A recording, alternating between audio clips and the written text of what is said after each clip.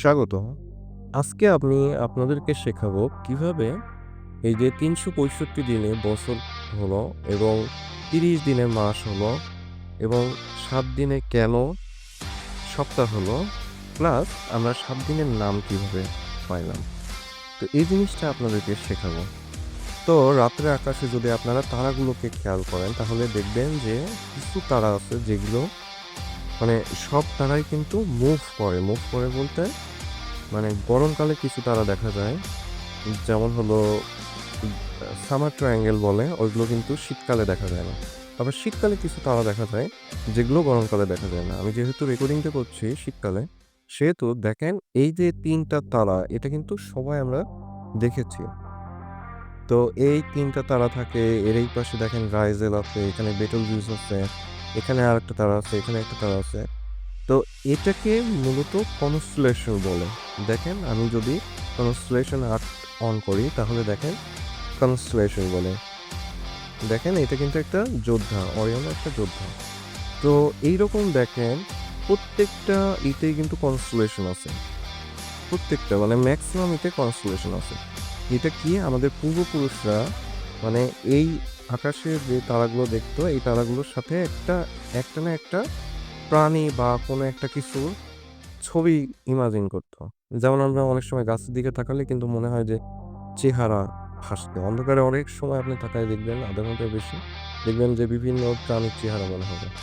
তো যাই হোক, তো এই কনস্টেলেশন গুলো এই যে অরায়ন এটা শীতকালে দেখা যায়। তো এই অরায়ন কিন্তু ৩৬৫ দিন পর, পর ওর একই স্থানে আসে। ঠিক আছে? যার কারণে এই যে এই কনস্টেলেশন টোটাল ৮৮টা কনস্টেলেশন রাতের আকাশে পাওয়া যায়। তো এই কনস্টেলেশনগুলো ৩৬৫ দিন পর, পর তার একই পজিশনে ফিরে আসে। ওইজন্য আমাদের পূর্বপুরুষরা ৩৬৫ দিনে ১ বছর হিসাব করে। আচ্ছা, সেকেন্ড হলো কিভাবে ৩০ দিনে মাস পায়? সেটা হলো আপনি যদি মানে মানে আমাদের সূর্য দেখেন এইভাবে মুভ করে। মানে আমাদের পৃথিবী থেকে যদি দেখা যায় তাহলে সূর্য কিন্তু এই কনস্টেলেশনের চারিদিকে এইভাবে মুভ করে। ঠিক আছে?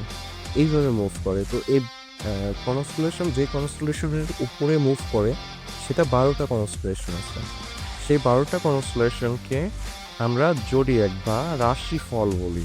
ঠিক আছে? যেমন হলো আমার সাগিটোরিয়াস নভেম্বরে।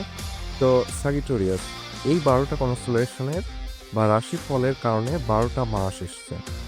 তো ৩৬৫ কে ১২ দিয়ে ভাগ করলে অবশ্যই আমরা ৩০ দিন পাবো। তো ওইজন্যই ৩০ দিনে একটা মাস হইতে এবং এই যে ১২ মাসে একটা বছর হইছে। তাহলে আমরা ক্লিয়ার হইলাম কি? যে ৩৬৫ দিন কিভাবে আসলো, ১২ টা মাস কিভাবে আসলো, প্লাস হলো ৩০ দিন কিভাবে আসলো। আরেকটা জিনিস সেটা হলো ৩০ দিনের কনসেপ্ট যেটা সেটা কিন্তু আরেকটা জিনিস থেকেও একটু ইনফ্লুয়েন্স হয়েছে, সেটা হলো চাঁদ। চাঁদ কিন্তু ২৮ দিন পর, পর মানে তার শেষ করে। সাপোজ এই যে পূর্ণিমা যদি হয়, এটা ২৮ দিন পর, পর বা ২৯ দিন পর, পর হয়। এটা ইনফ্লুয়েন্স করে। আরেকটা জিনিস হলো মেয়েদের ওই যে সমস্যাটা হয়, এটাও কিন্তু ইনফ্লুয়েন্স মানে এটা থেকেও অনেকটা এই মাসের কনসেপ্টে এসছে। তো যাই হোক, এবার আমি আসি যে তাহলে দিন মানে ৭ দিন কিভাবে হলো? ৭ দিন হলো এই যে এই তারাগুলো কিন্তু মুভ করে মানে শীতকালে এই যে অরায়ন কনস্টেলেশন কিন্তু থাকে, গরমকালে থাকে না বা গরমকালে দেখা যায় না। গরমকালে সামার ট্রায়াঙ্গেল আসে, ভেগা আসে, তারপরে হলো একটা বক পাখি আসে যেটা সিগনাস কনস্টেলেশন বলে, ওইগুলো আসে। তো এগুলো কিন্তু নিজে মানে ৩৬৫ দিন পর, পর একই জায়গায় আসে। কিন্তু কিছু জিনিস আছে আকাশে যেগুলো কিন্তু এই রুলস গুলো ফলো করে না। তারা নিজস্ব গতিতে এটা চলতে থাকে। তো তাদের ভিতরে ধরেন ৭ টা জিনিস ছিল টোটাল।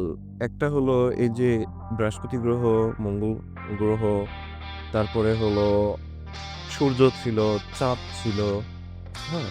তারপরে হলো ছিল ১ সেকেন্ড। আমি যদি এখানে একটু জুম করি, তাহলে এখানে কিন্তু শুক্র গ্রহ দেখতে পাচ্ছি। তারপরে শনি গ্রহ শুক্র গ্রহের পাশে আছে, ডুবে গেছে যাই হোক। তো তখন এই ৭ টা জিনিস প্ল্যানেটকে মানুষ বলতো হলো ওয়ান্ডারার। পরবর্তীতে যায় রোমানরা এটাকে বলতো হলো প্ল্যানেটেস।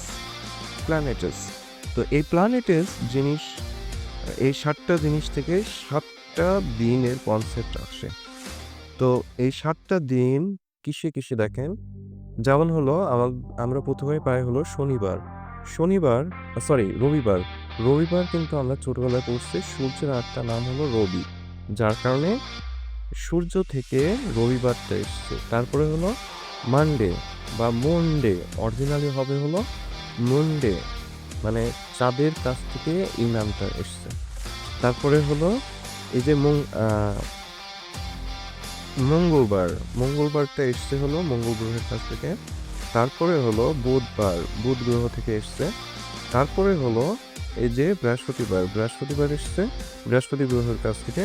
শুক্রবার এসছে ভেনাস গ্রহের কাছ থেকে বা শুক্র গ্রহের বা শুক্রাণুর কাছ থেকে। তারপরে হলো শনিবার এসছে শনি গ্রহের কাছ থেকে। সো এটাই হলো সিক্রেট।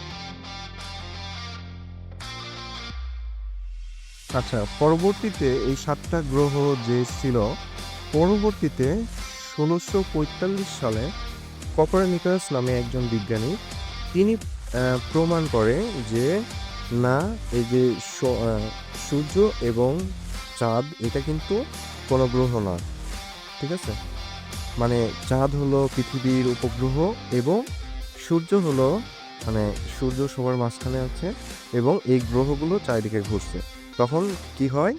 এই আমাদের ৫টা গ্রহ থেকে যায় আর ২টা গ্রহ বাদ হয়ে যায়। তখন নতুন একটা জিনিস আবিষ্কার হয়। সেটা হলো নতুন একটা গ্রহ। ১৬৪৫ সালে ১ম পৃথিবী গ্রহ আবিষ্কার হয়।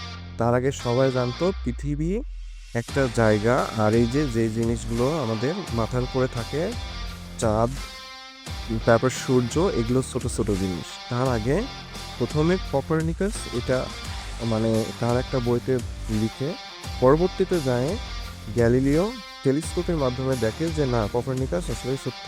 কারণ হলো জুপিটারের ৪টা মুন উনি আবিষ্কার করেন। তার থেকে বোঝা যায় যে পৃথিবীর স্যাটেলাইট মানে হলো উপগ্রহ হলো এই যে চাঁদ।